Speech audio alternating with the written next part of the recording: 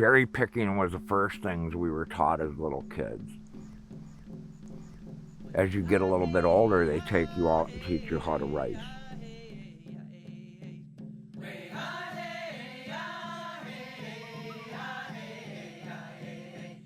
The rice that grew here was a main staple for all my native relatives here. And they would get their whole year's supply worth up in the estuary here, in specifically Eloise Bay. The rice disappeared in a lot of places that it used to really grow thick. The elders used to say that rice won't grow where it's contaminated. The Creator won't allow it to grow so that people harvest it and wind up getting sick. And that had always stuck in my head. The goals of the research project that we're running under the Indigenous-Food-Systems Resilience Project is to help provide information to answer people's questions about the safety of eating Manoomin from the St. Louis River.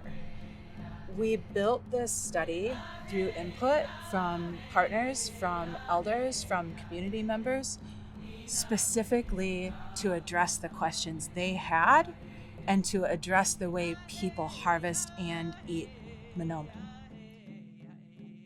After speaking with elders and different community members and different agencies involved in the Manoomin restoration, I don't know, this question arose of like, what kind of contaminants could be affecting the Manoomin that has been restored in these areas? And it's also a question I had for myself as somebody who has grown up next to the St. Louis River. I know the damage that was done, and it's always been a question, you know, of is anything safe to eat from this area?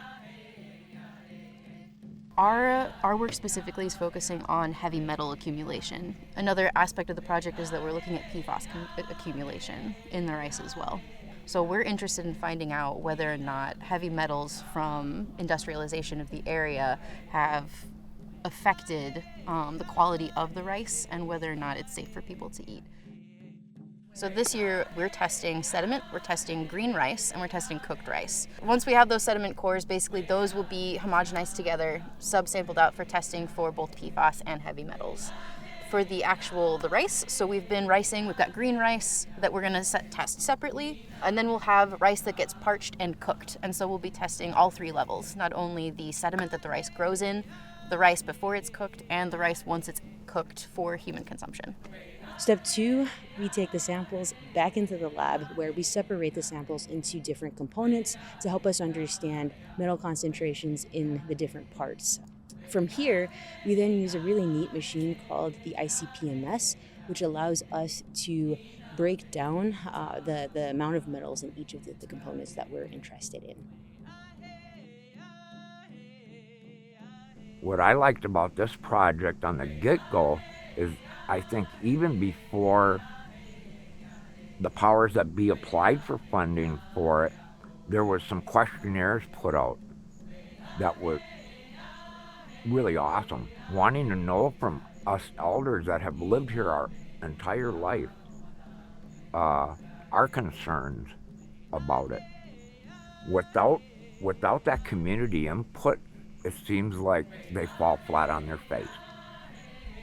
I've watched over the years with the estuarium, Deanna specifically, she listens to what we have to say and weighs that.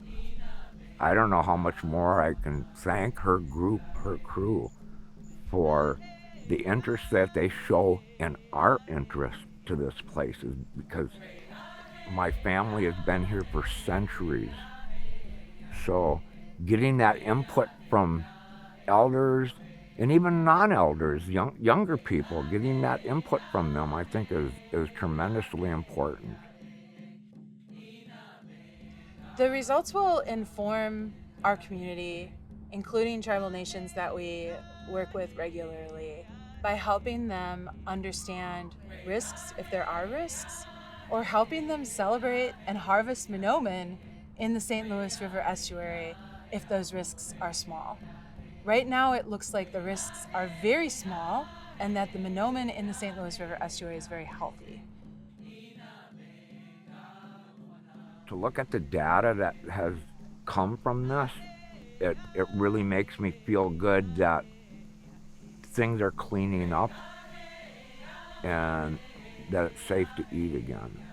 And finding the rice coming back in such abundance, and it had been missing in these places for years and years, and all of a sudden, here we are. And it's thick. And it makes me happy. It really makes me happy.